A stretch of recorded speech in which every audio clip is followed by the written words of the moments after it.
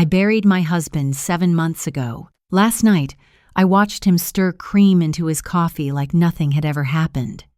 For 7 months, I visited his grave every Sunday morning. I brought fresh carnations because Victor hated roses, said they smelled like funeral homes. I stood there through rainstorms, cold wind, and one terrible January morning when my knees hurt so badly I could barely kneel beside the headstone. 7 months of learning how to sleep alone. 7 months of reaching across cold sheets. 7 months of hearing silence where his laugh used to live, or at least that was what I believed. I'm glad you're here. Follow my story until the end and comment the city you're watching from so I can see how far my story has reached. That Tuesday night started like every other lonely Tuesday.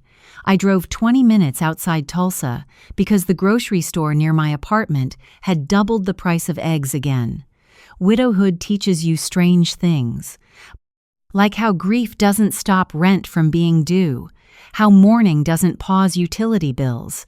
The diner sat beside Highway 75 with a flickering neon sign that buzzed in the darkness. Mabel's Diner, open all night. I almost kept driving, but the rain was heavy and my hands were aching from gripping the steering wheel, so I pulled in. The bell above the diner door jingled softly when I stepped inside.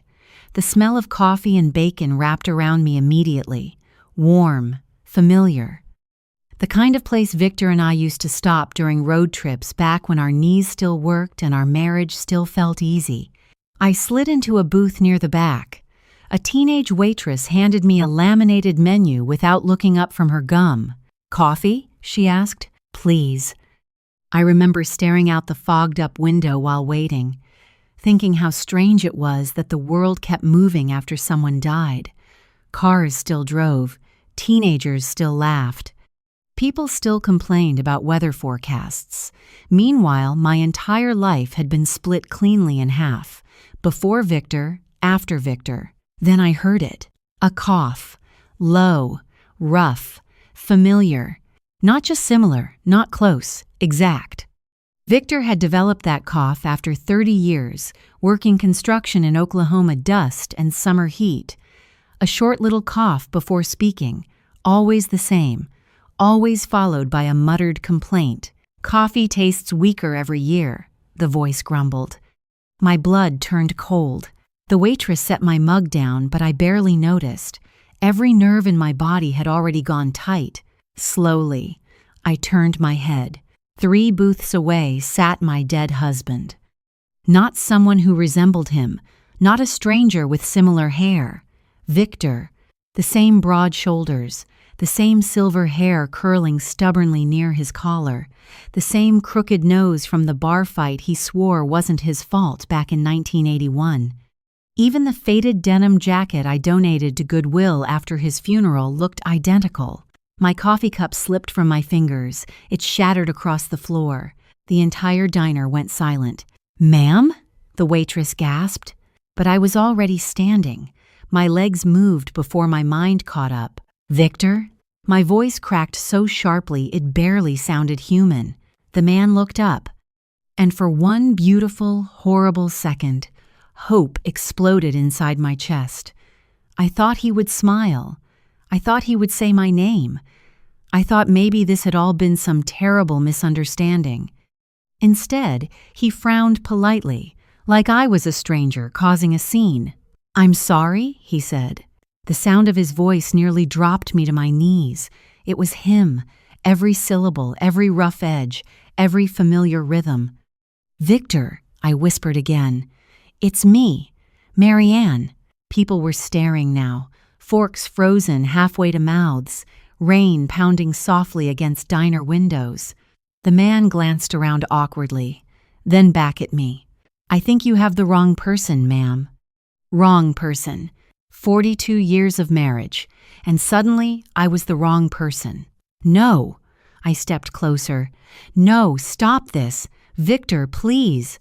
He slowly stood, taller than I remembered. Or maybe grief had made me smaller. "My name is Walter," he said carefully. "Walter Grayson." Walter, the lie hit harder than seeing him alive. I shook my head violently. You have a scar on your left shoulder from falling off our roof in 1994. His expression changed, just slightly.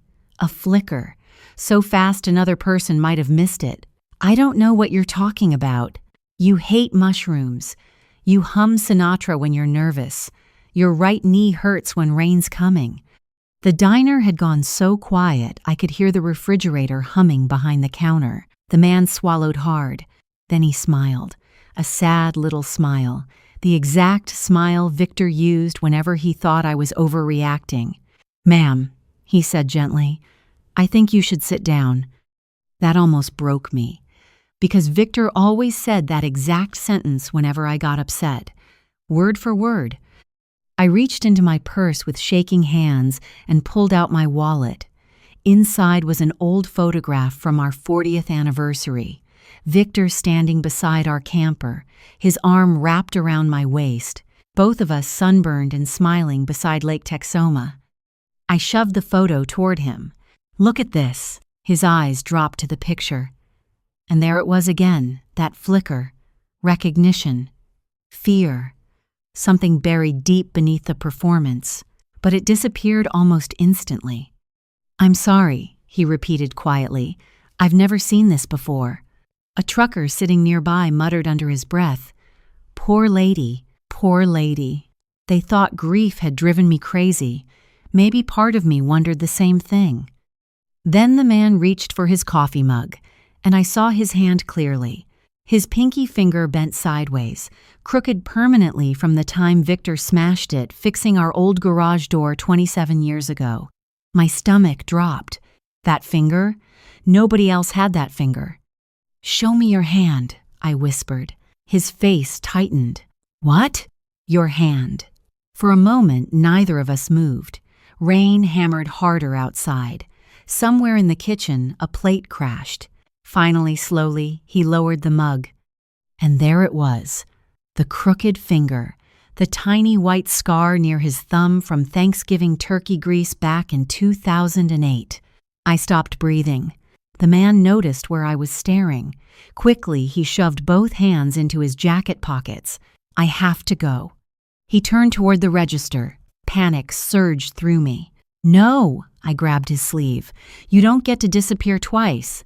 Several customers stood halfway from their seats. The waitress looked ready to call somebody.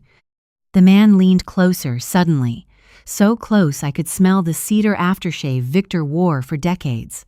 And in a voice barely above a whisper, he said, "You need to stop looking for answers, Marianne." Then he pulled away. My heart stopped, because he knew my name.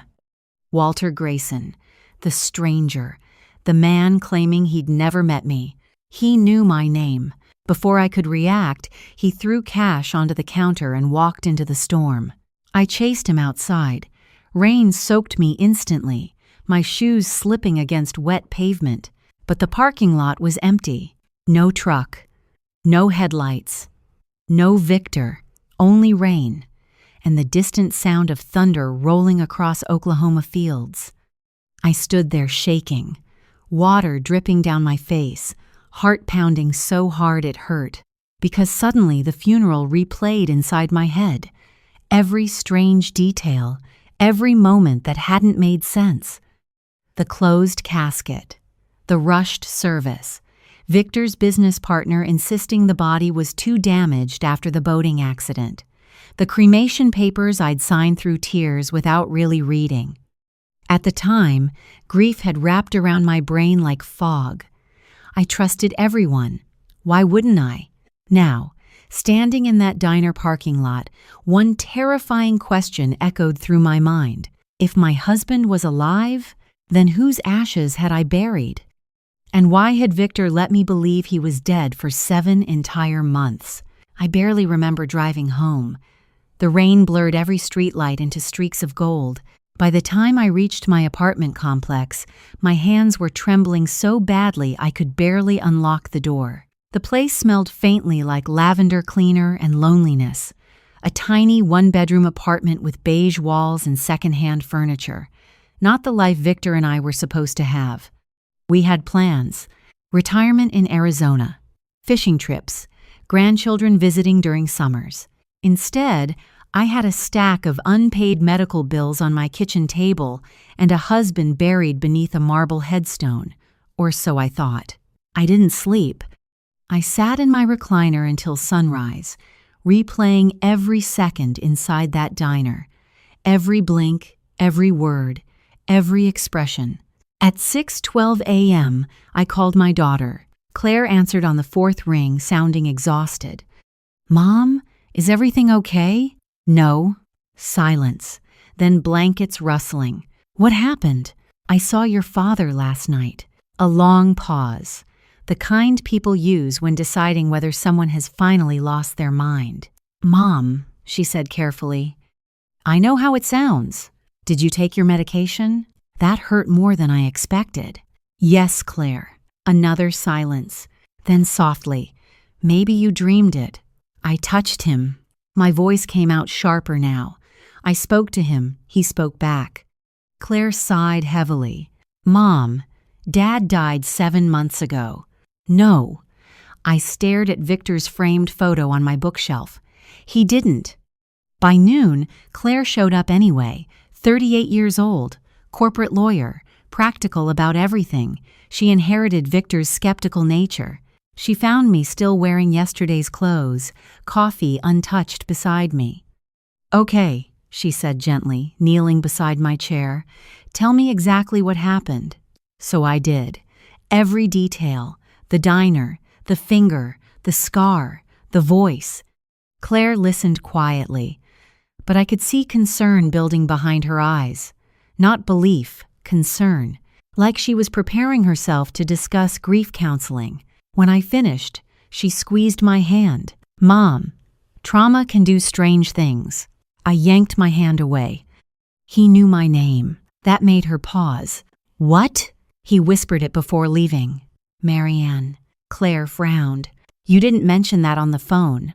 Because I was trying not to collapse. For the first time, uncertainty crossed her face. Still, she shook her head. There has to be another explanation. Then explain the finger. She couldn't.